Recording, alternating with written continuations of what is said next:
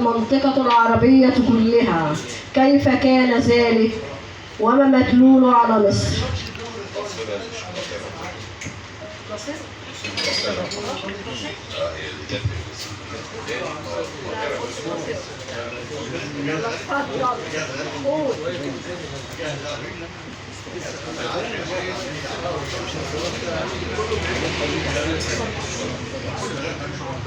بسم الله الرحمن الرحيم. الأستاذة زهرة بتنكش معايا حاجات كده ما أعرفش ربنا يستر منها يعني.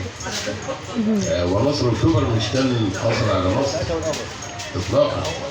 نصر أكتوبر كان إعادة أو استعادة الكرامة العربية المفقودة في أول حرب حقيقية تخوضها القوات العربية المشتركة.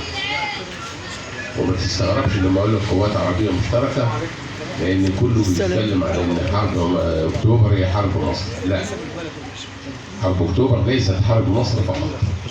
حرب أكتوبر هي حرب مصر.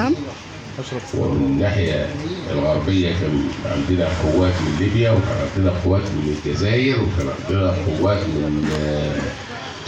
من تونس، كان عندنا الجبهة الشرقية كان في سوريا، وكان العراق بيدعمها وهكذا يعني. كان والأردن. صحيح القوات كلها كانت قوات رمزية، ولكن كان فيه قوات عربية مشتركة وأسلحة عربية مشتركة.